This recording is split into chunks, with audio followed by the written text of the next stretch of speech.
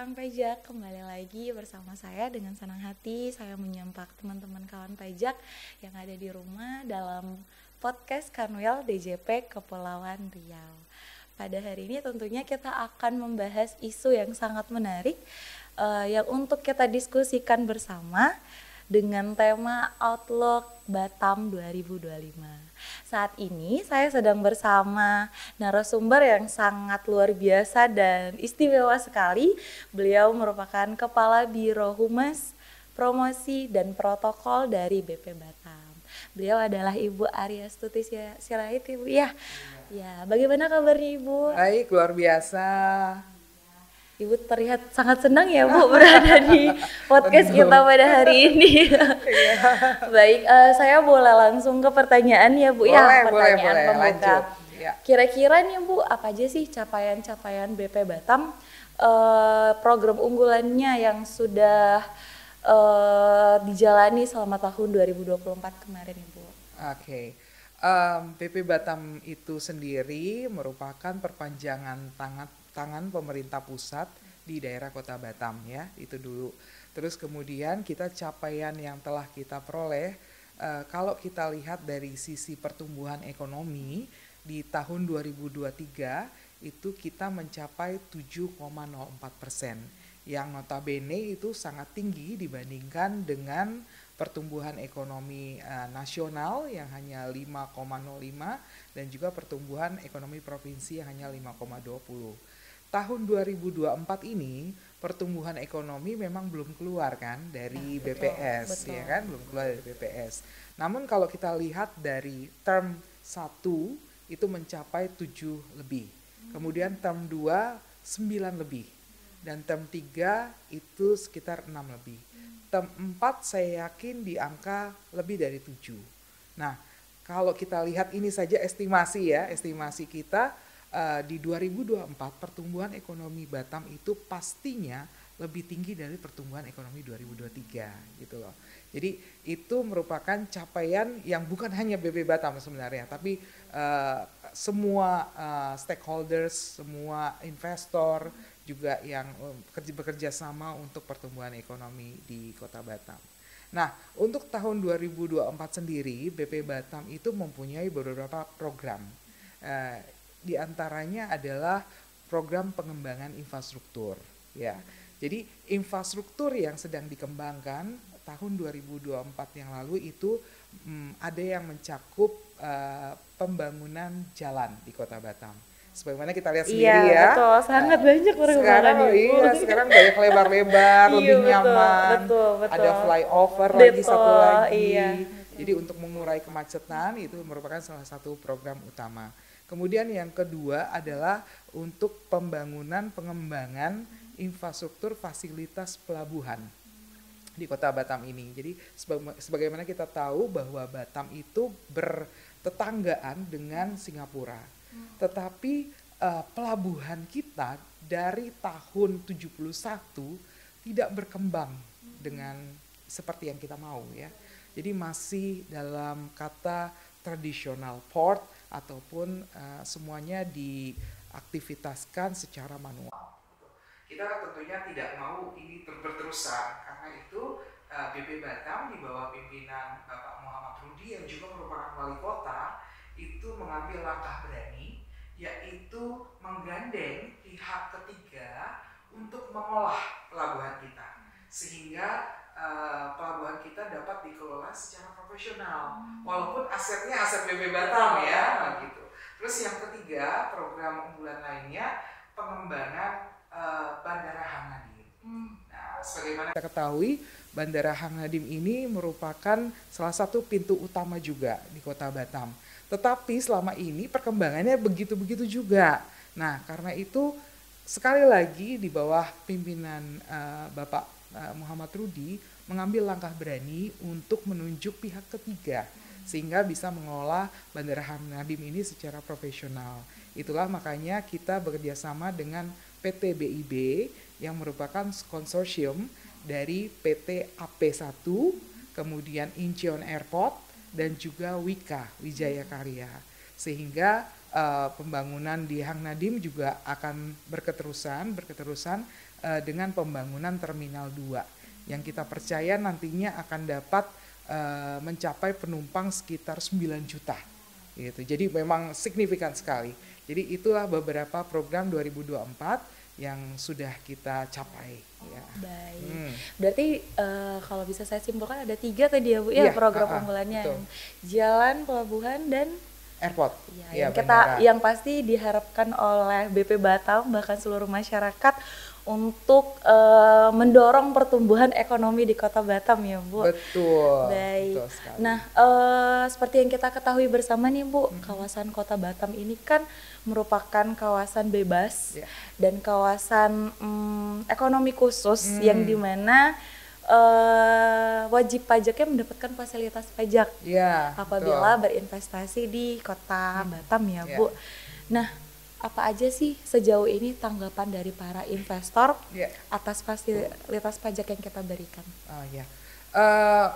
Para investor selama ini yang datang ke BP Batam, karena saya juga di bagian promosi, berarti handle juga investor-investor atau calon potential investors yang datang ke Batam ini, rata-rata semua investor asing sudah mengetahui bahwa Batam itu adalah free trade zone. Ya, jadi daerah yang bebas dengan pajaknya. Ya, itu salah satu keunggulan kita dan itulah yang kita jual selama ini kita promosikan. Batam FTZ itu selalu jadi nilai jualnya Kota Batam. Karena memang selama ini banyaknya perusahaan atau calon investor yang masuk ke Batam memang berorientasi ekspor ke luar negeri. Nah, karena itu Batam itu sangat menguntungkan. Dan satu lagi yang juga merupakan keunggulan dari Batam adalah dengan KEK gitu, kawasan ekonomi khusus. Sebagaimana kita ketahui bahwa KEK ini baru berdiri tahun 2021. Itu ketika didirikan NDP, Nongsa Digital Park, dan juga BAT, Batam Aerotechnic. Nah, itu 2 KEK ini menstimulasi pertumbuhan ekonomi secara signifikan ya, karena fasilitas pajak yang disediakan di KEK jujur itu menambah daya tarik bagi Batam karena mampu untuk bisa berkoordinasi dengan Indonesia lainnya. Kan kalau FTZ dengan luar negeri, kalau KEK memungkinkan untuk bisa berkoordinasi atau mendatangkan spare part dan sebagainya itu dari wilayah Indonesia lainnya. Itu jadi sangat-sangat menarik sekali bagi para investor. Begitu ya Bu ya. Berarti sangat menguntungkan ya Bu. Sangat menguntungkan ya. Ekonomi di Kota Batam. Nah, kalau tahun 2025 ini sudah ada investor yang mau mengajukan fasilitas pajak itu sendiri? Yes, sudah ada ya Bu? Sudah banyak berarti? Kami tuh dalam 1 minggu Mbak Bella itu bisa ada 2 potensial investor dari Cina. Tiongkok memang paling banyak. Biasanya tuh dalam bidang apa tuh Bu? Manufacturing. Mereka jadi mau mendirikan pabrik untuk berbagai produk lah mereka, bagian elektronik, ada yang juga untuk sporting vehicles dan sebagainya gitu. Dan kemarin ada satu lagi dari Italia. Dan nanti kita akan kedatangan juga dari Denmark. Jadi luar biasa ini dalam waktu berapa? Sekarang bulan Februari. Sudah banyak sekali nih yang datang untuk melihat potensi di Kota Batam ya. Dan kita melihat sih investor yang datang itu yang serius, yang memang mereka benar-benar mencari tempat di Indonesia untuk merelokasi atau ekspansi perusahaan mereka karena mereka banyak yang mau keluar dari Cina. Nah, ini yang kita manfaatkan. Ya karena ada trade wars dengan US kan.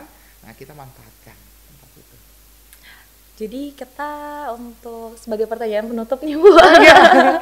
Jadi kalau banget ya. Untuk mendorong pertumbuhan ekonomi di Kota Batam tadi, sinergi apa sih yang dimungkinkan yang perlu kita lakukan untuk mengundang nih, semakin mengundang investor masuk ke Kota Batam tuh kira-kira apa? Ya, jadi sinergi yang kita butuhkan tentunya dengan berbagai pihak, sinergitas dengan pemerintah pusat maupun dengan pemerintah Kota Batam itu sendiri maupun pemerintah Provinsi Kepulauan Riau serta instansi-instansi vertikal maupun dengan FKPD, Forum Komunikasi Pimpinan Daerah, dengan TNI, Polri, itu kita harus bersinergitas sehingga itu menciptakan satu iklim kondisi yang sangat kondusif bagi pertumbuhan ekonomi dan juga investasi di Kota Batam. Dan itu sudah terbukti dari tahun 2024 yang lalu bagaimana kita semuanya bersinergi dengan begitu baiknya. Sehingga kalau tahun 2025 kalau pemerintah kan menargetkan 8% pertumbuhan ekonominya. Sedangkan kalau BP Batam juga mempunyai target sendiri yang sudah sudah disusun oleh pemerintah pusat, yaitu kami harus bisa menarik 60 triliun rupiah untuk tahun 2025. Dan makanya kita akan bersinergi lebih lagi dengan berbagai pihak, dengan swasta maupun dengan pemerintah untuk dapat menarik tahun 2024, mohon maaf Ibu, tahun 2024 berapa? 40 triliun. Oh baik, berarti naik signifikan ya. Harus naik. Katanya nggak boleh stagnan, harus naik. Oh iya betul. Tapi agak berat, sedikit berat. Kaget. 20 berat. triliun itu juga lumayan. Tapi memang harapan kita Kota Batam semakin maju ya Bu ya. Saya juga baru beberapa saat landing lagi di Batam ini, kaget tiba-tiba flyovernya udah jadi. Keren sekali Batam. Jadi memang kurang dari setahun itu. Betul banget Ibu, flyover yang sebelah sana juga seperti itu. Jadi ya memang kita harapannya Kota Batam semakin maju ya Bu. Semakin banyak lagi investor yang datang ke Kota Batam, baik dalam negeri maupun luar negeri pastinya ya Bu, untuk mendorong pertumbuhan ekonomi di Kota Batam. Baik Ibu, mungkin boleh ada closing statement-nya yang mau disampaikan kepada kawan pajak di rumah? Dalam kesempatan ini saya mengucapkan terima kasih sekali kepada kantor pajak yang telah mengundang kami BP Batam untuk dapat mengisi acara podcast yang luar biasa yang dipandu oleh anak-anak muda ya, generasi penerus bangsa ini.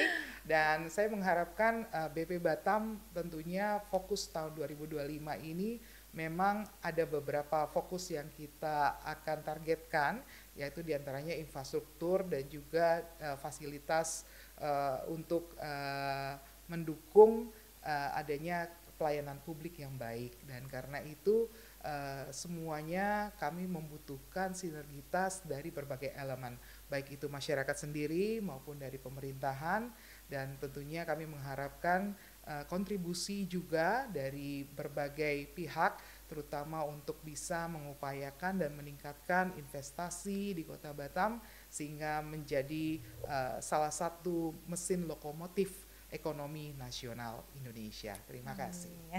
Iya Bu, kita juga mengucapkan terima kasih atas waktu dan kesempatannya untuk hadir di sini di tengah-tengah kesibukan Ibu memikirkan target 60 triliun ya Bu.